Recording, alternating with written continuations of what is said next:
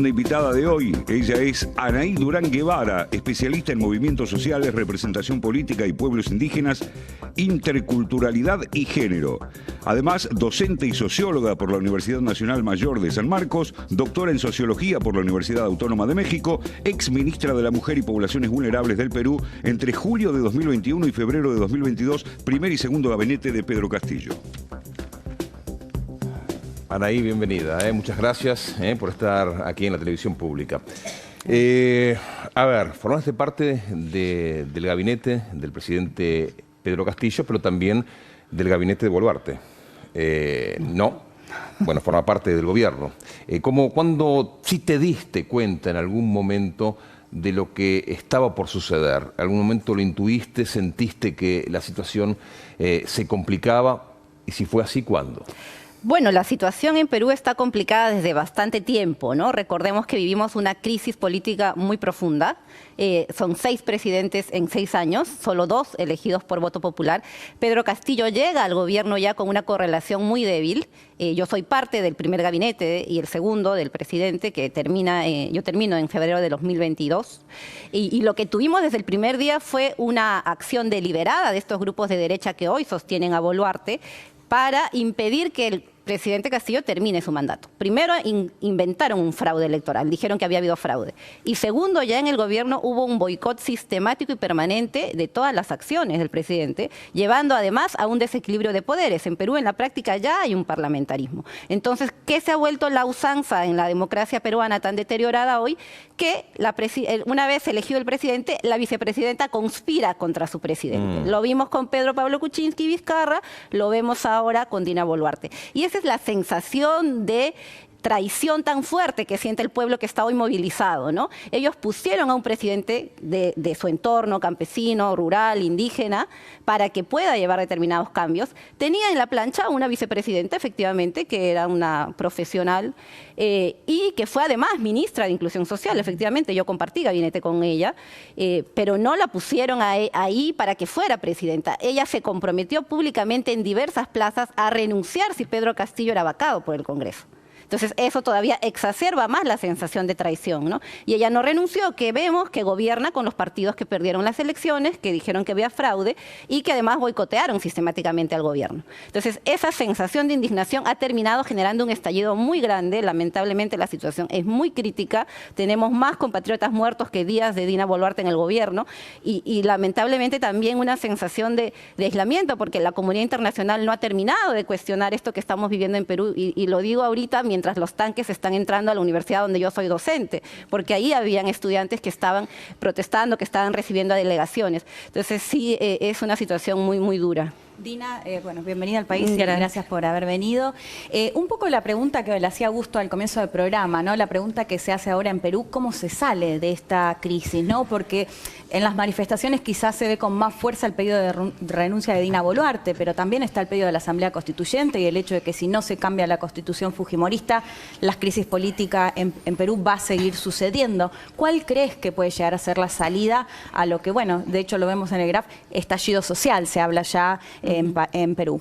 Yo creo que hay salidas de corto plazo urgentes. Dina Boluarte no puede estar un día más. Ella no tiene legitimidad. Ya lo único que hace es exacerbar más a la población y volverse cada vez más autoritaria. Yo creo que esa salida destrabaría otras. Por ejemplo, si ella renuncia, lo que toca es que se convoquen elecciones inmediatamente en 5 meses y no a abril del 2021 como pretende el Congreso. Entonces, esa salida inmediata de corto plazo de su renuncia abriría un escenario mucho más, digamos, dialogante y democratizador y tranquilizaría a gente que personifica en ella no solo la traición, también el desprecio y el asesinato de sus seres queridos. Han perdido la vida 6 menores de edad, escolares, que estaban protestando. Eso no lo habíamos visto en Perú, ni siquiera en la dictadura de Fujimori, con esa brutalidad. 17 muertos en un día en la provincia de Juliaca. O sea, y lo único que hacen es echar la culpa al terrorismo, a la minería ilegal, a Evo Morales, y en fin, ¿no? Perdonen la indignación, pero es muy, muy difícil. Y la salida a mediano plazo, creo que sí, efectivamente, es una salida de fondo que la gente reclama reclama legítimamente en las calles, que es una asamblea constituyente. Una constitución que por fin sea escrita por todas las poblaciones que incluye el Perú, ¿no?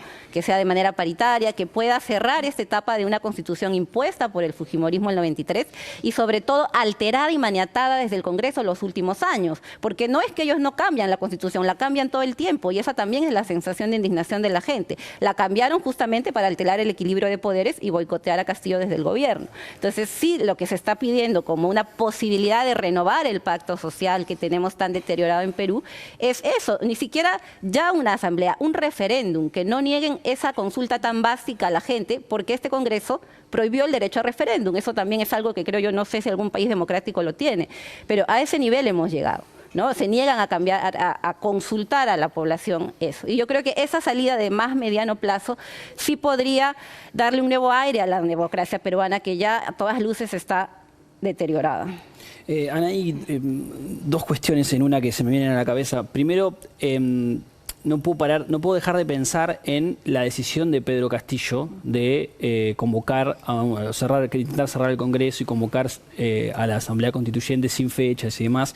Te quiero preguntar ¿por qué crees que Castillo hizo eso? Digamos, ¿cuál es el sentido que Castillo tuvo para comenzar con lo que después estamos viendo ahora? Si considerás que fue como el efecto dominó, digamos, de lo que después termina con su destitución, cuando supuestamente no había votos para vacarlo, supuestamente. Digamos, ¿por qué crees que hizo eso Pedro Castillo? Yo creo que efectivamente fue un intento desesperado dentro de una situación ya muy trabada, ¿no? Efectivamente, un congresista lo dijo, estamos ante matar o morir. Esas fueron las palabras del congresista Cavero. Lo iban a destituir de todas maneras y eso se sabe, ¿no? Y también ya se sabe de la conspiración que venía haciendo Dina Boluarte en el Congreso. Ella tenía un juicio político en el Congreso del cual es misteriosamente absuelta 2 semanas antes.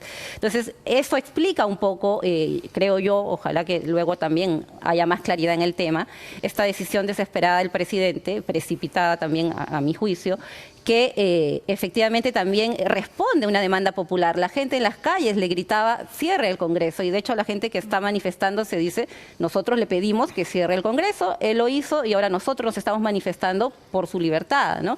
Porque también está esto en juego, la manera en que es apresado, todavía siendo presidente, se ha pasado por alto todo el antejuicio político, otros expresidentes como Pedro Pablo Kuczynski con prisión domiciliaria en sus residencias muy lujosas y en la cárcel, ¿no? En menos de 2 horas. Además, entonces esto también alimenta la sensación de desigualdad e indignación que ha acompañado todo el tiempo desde que Castillo entró al gobierno, ¿no? Entonces yo creo que sí, efectivamente, terminó, como tú dices, haciendo este castillo de naipes, ¿no? Y destapando esto que él contenía finalmente, la última oportunidad que le daba toda esta población movilizada a la democracia, el hecho de que con tu voto puedes poner a alguien en el poder y cambiar las cosas, ¿no? Y bueno, el mensaje que les estás dando es, con tu voto ponemos a otro en el poder y gobiernan los que perdieron las elecciones. Dina Boluarte tiene 3 ministros del fujimorismo ya. O sea, es claramente una perversión de la democracia lo que estamos viendo. Sí, ¿qué tal, Anaí? Mucho gusto. La verdad es que yo veo mucho a los medios hablar sobre Castillo y el autogolpe y muy poco hablar sobre la legitimidad de Dina Boluarte, que, bueno, en teoría era la vicepresidenta, asumió, tiene legitimidad. Pero vemos a una mayoría que la rechaza, a los sectores más postergados. Hablamos de no solamente los sectores populares empobrecidos, siempre postergados, sino también a los chancas, a los aymaras, a los quechuas, pidiendo por la restitución de Castillo, pero también, sobre todo, diciendo que Dina Boluarte no debe seguir siendo más la presidenta. Entonces, la pregunta es, ¿cómo se puede analizar la legitimidad de Boluarte? Y, chiquitito, si se puede, ¿cómo ves, o por qué? Porque te sentí decir al principio que falta la comunidad internacional, yo también lo veo, comparto. ¿Por qué crees que la comunidad internacional no está actuando? ¿Hay algún poder económico o político extranjero que esté interesado en algún tema en particular? Sí, sobre lo primero yo creo que Dina Boluarte tenía legalidad. Era la sucesión constitucional, pero legitimidad nunca tuvo. La manera en la que llegó ella al Congreso, a ese Congreso que tenía 6% de aprobación, que conspiró permanentemente contra Castillo, y el compromiso público que ella hizo en la Plaza de Juliaca, en la Plaza de Huánuco, se va Castillo, me voy yo. Ella no tenía ya legitimidad. Lo único que debió hacer, en todo caso, fue decir, asumo y que se convoquen a nuevas elecciones en tantos meses, ¿no? O renuncio y que el Congreso convoque a elecciones. Pero ella juramentó de una manera además muy, digamos, audaz hasta el 2026, lo dijo así, ¿no? Y además se tomó fotos celebrando, o sea, el mensaje fue de un desprecio muy grande. Entonces eso, la poquita legitimidad que tenía en su legalidad, la dilapidó en 2 días, ¿no? Y tanto así que ya a los 3 días había 10 muertos y el mensaje siempre fue muy agresivo y autoritario, ¿no? Entonces yo creo que la legitimidad de ella la perdió el primer momento que conspiró con la derecha y ellos no la van a salvar. Yo creo que están viendo hasta dónde pueden sostenerla y no la van a salvar. Y sobre la comunidad internacional, ahora que viene CELAC, creo que sí hay ahí un silencio muy estruendoso, digamos, ¿no? Yo pienso que es por estos alineamientos que siempre hay en la geopolítica, ciertos cálculos también, pero sí creo que hay que hacer el llamado para que se pueda poner un poco más los ojos en lo que estamos sufriendo los peruanos ahora, ¿no? Alguna sanción, algún llamado de atención tendría que haber.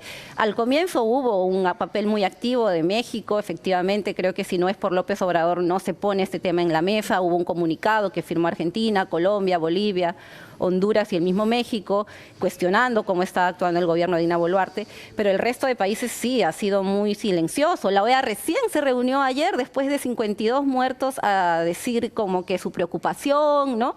Han ido 2 misiones de la CID, 2 días cada una, también así muy protocolares. ¿Y la posición de Lula, Anaí?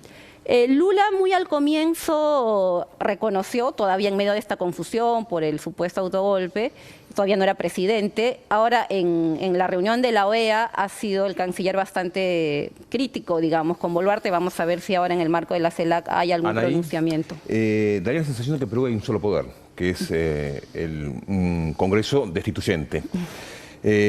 ¿Cómo ves a la justicia y cómo ves el papel de las Fuerzas Armadas en este momento? Sí, eso es clave. Yo creo que efectivamente al perder las elecciones sucesivamente la derecha, pero ganar relativa mayoría parlamentaria, fueron variando esto, ¿no? Y en la práctica de facto sí, ellos han tenido más poder desde el Congreso. Ahora, ha sido clave también el papel de la Fiscalía. Creo que como en toda América Latina esto del Lawfare funciona de una manera muy sistemática y eso lo tuvo el presidente Castillo. Nunca se había investigado un presidente en funciones. ¿Qué decide la fiscal? Investigar un presidente en funciones por primera vez en la historia del Perú.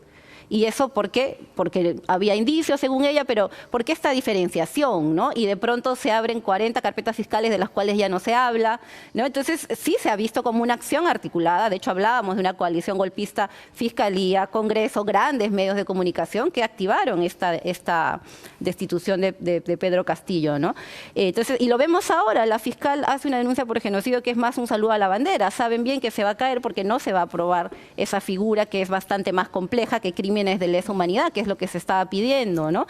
Entonces, es creo que parte de la coalición que está sosteniendo a Boluarte. Bien. Y sobre las Fuerzas Armadas, muy puntual, han tenido las Fuerzas Armadas y policiales un papel deliberante también. Se han sumado, después de la guerra interna que tuvimos en Perú, habían tenido un repliegue y ahora las vemos mucho más activas. Y eso también preocupa porque es finalmente una alianza cívico-militar lo que está gobernando. ¿Estás regresando a Perú o te quedas en Argentina? No, yo regreso, espero, el 26 de... Por la CELAC. Sí, vamos a